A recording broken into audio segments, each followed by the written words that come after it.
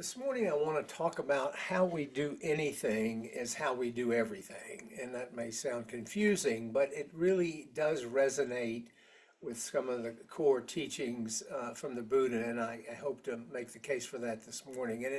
This phrase really invites us to reflect on our thoughts, actions, and states of being in even the smallest moments and how those can ripple through our lives day to day. From the Buddhist perspective, this statement of how we do anything is how we do everything reminds us that cultivating awareness and diligence in the seemingly inconsequential tasks of daily life is not separate from the larger work of walking the path to freedom that the Buddha offered. Buddhism teaches us that our lives are shaped by our habits and our intentions. Karma, the law of cause and effect, is the cornerstone of many of the teachings. It emphasizes that every action, no matter how small, plants a seed that eventually bears fruit. How we approach a single moment reflects our mental state and shapes in ways really not obvious to us that shape the trajectory of our lives.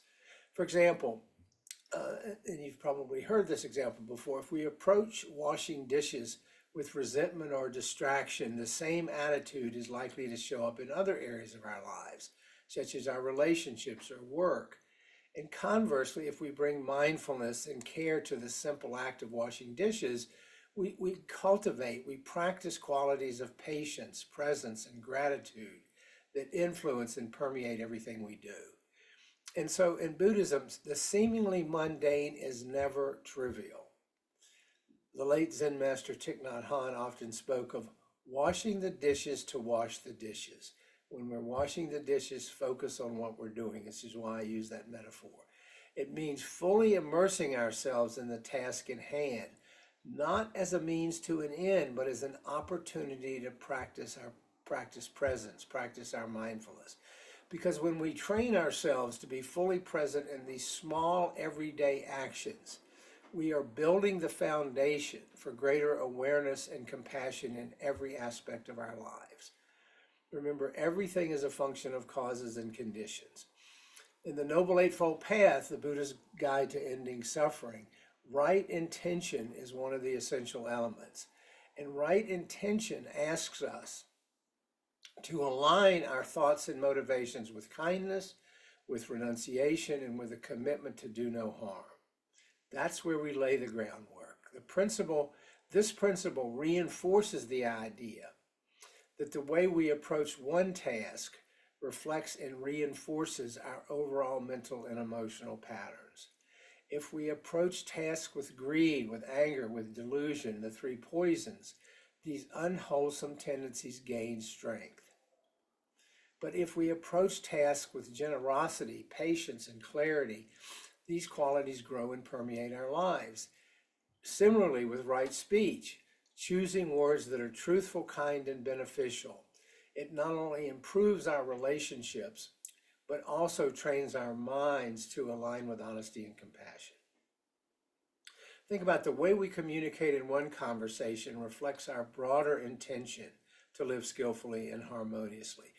Here the Buddha is really telling us to let the practice permeate every corner of our lives. In the practice of mindfulness is the thread that ties this together. Mindfulness calls on us to pay attention to the present moment, each moment with openness and with non-judgment. Non-judgment, emphasize that. It encourages us to observe not only our external actions, but our internal states, our thoughts, emotions, and intentions. That's really where a lot of this lives. When we bring mindfulness to everyday activities, we begin to see the patterns in how each of us approach our lives. So perhaps we notice that we rush through tasks, or we're constantly seeking the next thing or grasping after something, or that we approach challenges with frustration and irritation rather than curiosity. When we begin to recognize, when we talked about self-awareness and self-observation on Wednesday, and this is where it comes into play, because by recognizing these tendencies, we create the space to choose a different way of being. It gives us choices, but only if we're recognizing it. Because over time, mindfulness transforms how we do everything, from sweeping the floor to navigating the complexity of our relationships. And also, as we've been talking about recently, the Buddha taught us that everything is interconnected. The way we do one thing cannot be isolated from the rest of our lives, because our actions, our speech, and our thoughts all arise from the same mind. If this mind is clouded by greed or anger in one moment, it's likely to affect other moments. It's likely to spill over. It begins to form the sort of water we swim in. And similarly, or alternatively, if we cultivate clarity and compassion in one area of our lives, these qualities will naturally flow into others. I mean, think about when you're having a good day, you tend to sort of spread that around. You spread that contentment to others. And if you're grumpy, everybody around you feels the effects of that. In this way, our lives are like a mandala, a beautiful, intricate design where every part contributes to the whole. Every small action, every moment of mindfulness is a piece of this larger pattern. And by paying attention to how we do anything, we can influence how we do everything. It's a really profound teaching. It creates a life that reflects all the principles of the Dharma. And the beauty of this teaching, I think, is that it's eminently practical. It's not just some esoteric philosophical notion. We don't need to wait for a retreat or a special occasion to apply it. Every moment is an opportunity to practice this teaching.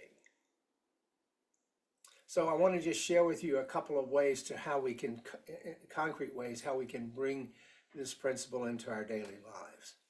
First one is approach small tasks with care. Whether you're making tea, do it mindfully, folding laundry, brushing your teeth, treat those activities as a sacred practice. Approach small tasks with care. Pay attention to our movements, our thoughts, and our feelings as we make tea, as we fold laundry. That's what Thich Nhat Hanh meant when washing dishes, just wash dishes. Next, we want to set intentions. Before starting a task, pause for a moment to reflect on the purpose. Why am I doing this? Can I approach this with kindness and mindfulness, we ask ourselves. What is my intention here? Reflect on patterns is another one. At the end of the day, sort of think about the day. Spend a few moments reflecting on the day.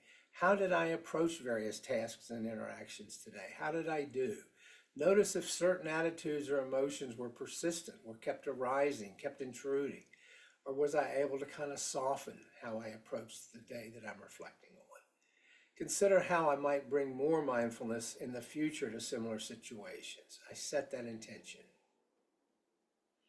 Then we want to practice gratitude, that even the smallest actions, and we appreciate them because we know they're interconnected to the larger web of life. And so, for example, when I sit down to eat my dinner, I reflect on the farmers, the truck drivers, the cooks, everything that made that meal possible. I don't take it for granted. I am grateful for all the causes and conditions that allow that food to sit on my plate for my nourishment. We don't do that enough. We just sort of blow by that and take it for granted. But it's a gift. And then we want to return to the present. When we find ourselves rushing around or acting mindlessly on autopilot, we notice that. We pause. We gently bring our attention back to the moment. We remind ourselves that this moment, as with any moment, is an opportunity to practice. So the teaching that how we do anything is how we do everything is a profound reminder that the path to freedom is not separate from the ordinary activities of daily life. It is the ordinary activities of daily life. Each moment, no matter how small, is an opportunity to embody mindfulness, compassion, and wisdom. That's how we take charge of our lives.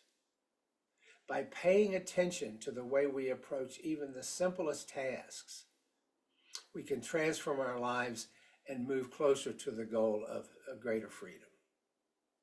So in the end, the Buddhist path is not about doing extraordinary things and grand things every day, but it's about doing ordinary things with extraordinary awareness. You say that again. The Buddhist path is not about doing extraordinary things, but about doing ordinary things with extraordinary awareness.